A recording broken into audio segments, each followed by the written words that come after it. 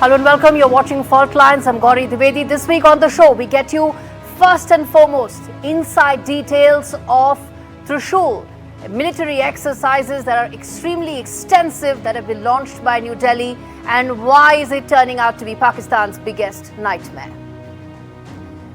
Next, we get you why what is happening in China is extremely worrying. The military purge that is taking place by Xi Jinping has been unprecedented like never before. And lastly, we tell you all you need to know about the Russian Skyfall, the nuclear weapon that is likely to revolutionize warfare.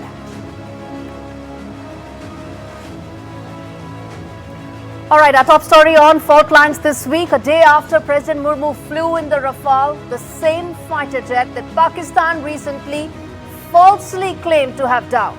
Well, India has now launched Trishul. It's a tri-services mega exercise that's put Pakistan completely on the edge. India's armed forces are undertaking a coordinated display of power all the way from the deserts of Rajasthan to the waters of Gujarat. And how did Islamabad respond? Well, with panic. It closed its airspace, raised its alert levels. We decode how and why Trishul has completely rattled Pakistani military establishment and the larger message that New Delhi is sending across the border. But first up, here's what you need to know as far as the ongoing exercise is concerned. Let's get you those numbers in terms of why is it that Trishul is a game changer. Let's put out some of those numbers for you to better understand. 20,000 troops have been mobilized here. And what all does it include? It includes Rafales, it includes Sukhois, it includes frigates. So the extensive exercise that is taking place and the amount of area that's actually covering from, as I said, deserts of Rajasthan, Sir Creek, that entire area all the way further up. Ambitious desert and air operations have begun, and so have the amphibious operations have also taken place. This is the response from Pakistan. What has it done? It's issued a NOTAM and also, more importantly, shut its airspace.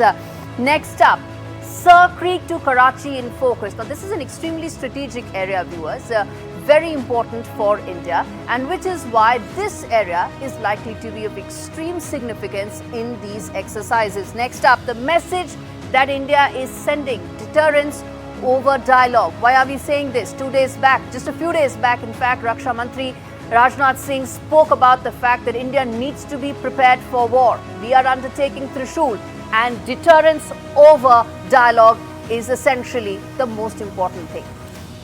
Now, viewers, we told you the numbers here. Now imagine 20,000 troops, 200 tanks, fighter jets slicing across the skies, while frigates take positions off the coast, all in a synchronized military display. Seems like a scene straight out of Hollywood movie. Well, it's happening right now along India's western border. Pakistan, it seems, is watching nervously from across the border because exercise Trishul is sending a message loud and clear. Any misadventure in Sir Creek would have very significant and devastating consequences for Islamabad. This report tells you more.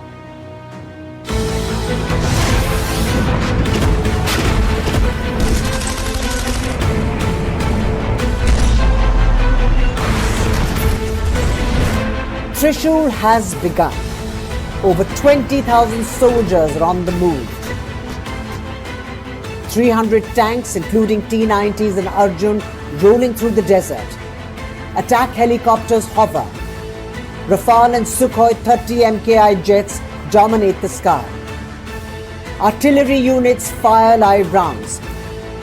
The Navy positions frigates and destroyers along the coast. Pakistan watches from the other side, chewing its nails. Sir Creek is the target zone. A 96-kilometer swampy estuary, but don't be fooled. Control it and you can threaten Karachi. The port, the trade, the energy supply, all on edge. Pakistan's generals know this. They also know history. 1965, 1971 misadventures led to disaster, but they are not learning. India has upgraded. 5 Bhairav battalions, 2 Rudra brigades, 380 Ashwini drone platoons, loitering munitions, surveillance drones, precision artillery, strike capabilities ready 24/7. The list is endless.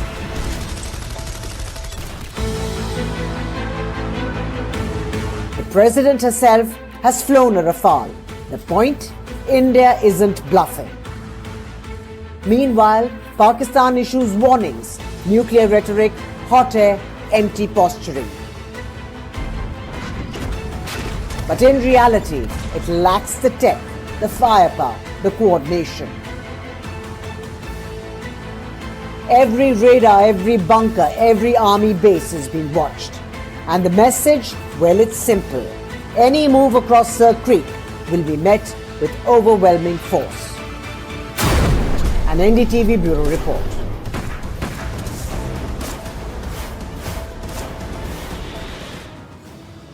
All right, let's get in General Satish Dua for more on these exercises, the Trishul that is taking place right now, and the message we are sending to Pakistan. General Dua, always a pleasure to have you with us on Fault Lines. Your thoughts on the exercise, the scale at which it's taking place, and the level at which this entire peace time drills that are taking place. How do you see this? Talk to us about the significance of this. Gauri, thank you very much for inviting me. And let me just start with the timing first. The timing is such that Pakistan is at the present moment embroiled in problems from all its sides, internal as well as external.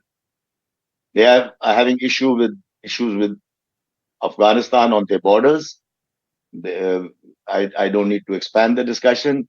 So on the borders, both sides, they are having problems. They are having problems with Pashtun, Baloch, and now Tehreek-e-Labbaik, Pakistan, is also rearing its head in an ugly way. They've had casualties in several operations over the last few weeks. That is soldier casualties as well as civilian casualties. So Pakistan is a nation in turmoil at the moment, without getting into the political, economic dimension of it. Now, we've always been saying Operation Sindoor is a pause, but this exercise at this scale, you brought out the details of the kind of fighter aircraft, 200 tanks, 20,000 troops, and so many fighter aircrafts taking part. And Sir Creek, like you said, is a very strategic part because there lies a shortest route towards Karachi. And with our Indian Navy poised off the coast, we have issued, and you see how Pakistan was rattled because Pakistan issued a NOTAM first. And we have, of course, India has been very matured about issuing NOTAMs because these are global aviation practices. We issued out a NOTAM that from 30th to the 10th of November, we have issued a NOTAM. So that is changes in aviation, flying timing, etc., for the civilian airspace. But India, let me just, for the sake of the viewer, for the information of the viewers, tell you, we have always been very matured about issuing our NOTAM, but we've kept the disturbance, the turmoil for the civil aviation to the minimum. For example, during the Balakot strike, we did not close down our airspace, but Pakistan closed down their entire airspace. Yes. That's just to give you a different perspective.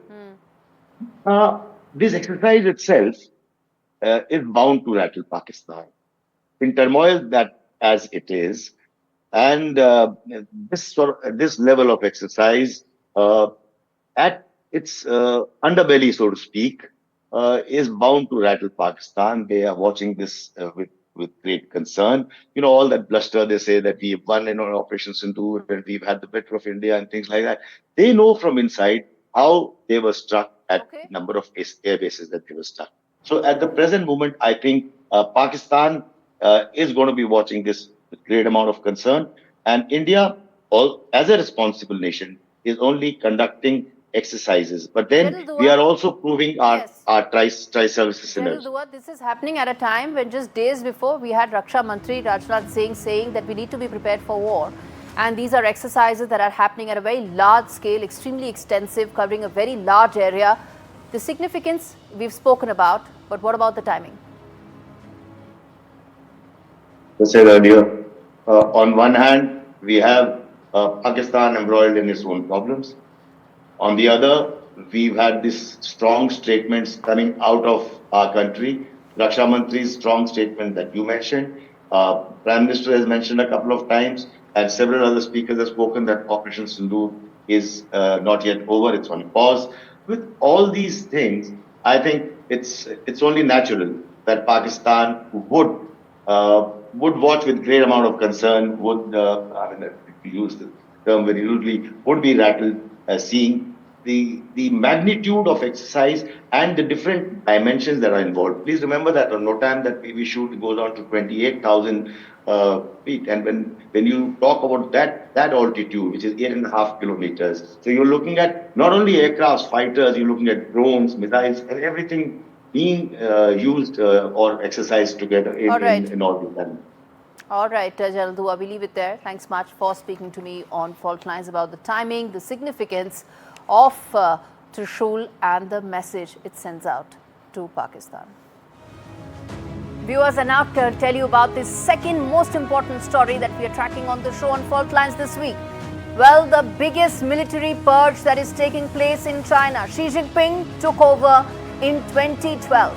Since then, he has rewritten the constitution, he has written and rewritten every rule book in China. But even by those standards, what's happening right now in the country is extremely unprecedented. A purge that the country has never seen before. It's an autocrat state, authoritarian, the only country where the army reports to the party. And in fact, it's the army that actually owns the party as well. But even by its own standards, China hasn't seen a purge that unlike any that has happened in the past, which is why what Xi Jinping is doing and has been continuing to do so is likely to have larger impact, from military preparedness of China to the message it sends out to the rank and file. And let's tell you more in terms of what is it that we are really talking about here.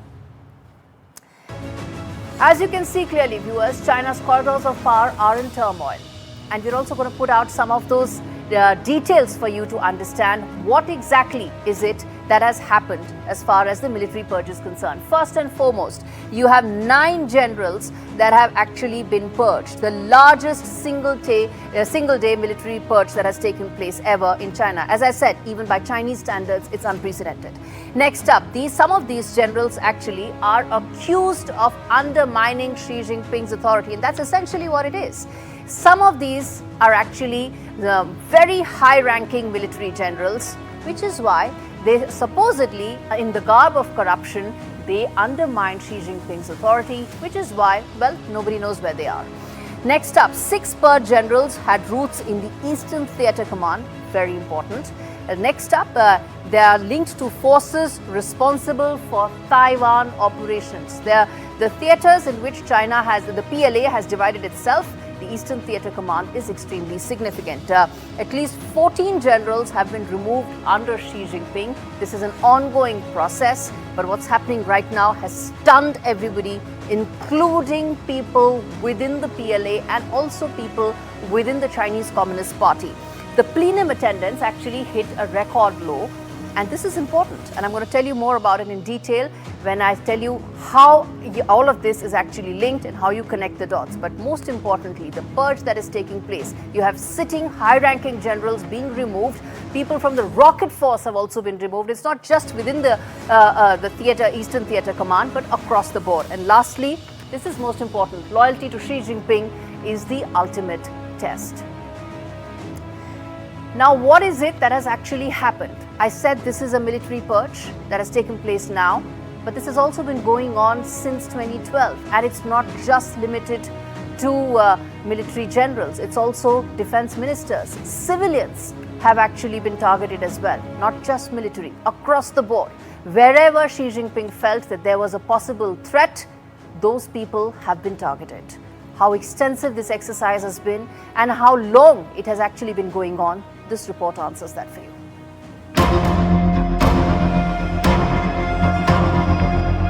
In Beijing's power corridors, loyalty is currency, and Xi Jinping just devalued some of his oldest allies. In one of the largest single-day purges of his tenure, 9 senior military officials were dismissed, accused of undermining party authority.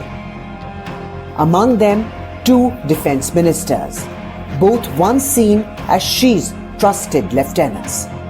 But behind the official narrative lies a deeper concern. China's military, the People's Liberation Army, may not be fully under Xi's control. At least 6 of the ousted generals serve together in army units now commanding operations over Taiwan's eastern frontier. That's a link that analysts say Xi could not ignore. These numbers reveal a government at war with itself and a leader haunted by loyalty.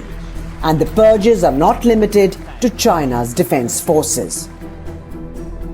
Remember former foreign and defense ministers Qin Gang and Li Shangfu, purged in the very same manner, handing out directions one day and totally missing just the next, and the list is long. Businessman Jack Ma was another stark example of how the purge has even torn through Chinese society. For Xi, the purge is more prevention and less punishment. It's a move to erase any faction capable of defiance. And yet, even as generals become the latest dominoes to fall, PLA fighter incursions near Taiwan remain at record highs, signaling that Beijing's ambitions remain undeterred, even as its ranks are rewritten. With Arjun Samar Mahendran, Bureau Report, NDTV World.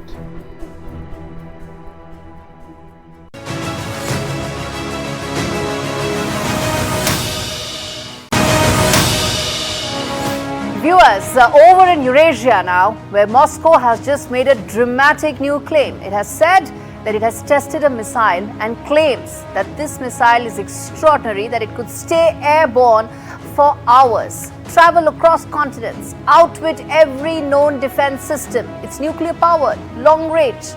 And if those claims are to be believed, it could change the rules of modern warfare. This report takes a stock of the Burevestnik, the so-called Skyfall, and what this could mean for the global balance of power. Over the weekend, in a remote northern test site, Russian engineers launched what they call a new generation of strategic missile. One that draws its power from a nuclear reactor rather than conventional fuel. Officials claim this small self-sustaining reactor gives the missile enough endurance to fly for thousands of kilometers. To break it down, it could potentially circle the globe before striking its target. That nuclear drive, if verified, would make it the first cruise missile capable of near-endless flight. Russian reports suggest it flew for roughly 15 hours, a record for its class. With a projected range of up to 20,000 kilometers, it could virtually hit any point on Earth. Flying at treetop height, the missile's low profile makes detection and interception extremely difficult. Once airborne, a miniature reactor switches on, propelling it silently across continents. To the Kremlin, this is proof of renewed dominance. To the West, a sign of a new arms race. However, experts caution that nuclear propulsion comes with enormous risks. Contamination, instability, not to forget the sheer challenge of controlling a reactor in flight. Yet Russia's leadership insists this is not an experiment. The message is loud and clear. Moscow intends to redefine the boundaries of deterrence and perhaps the future of warfare itself. Well, viewers, with that, we wrap things up on this edition of Fault Lines. Thanks so much for watching. We come back next week with yet another conflict, yet another war decoded for you.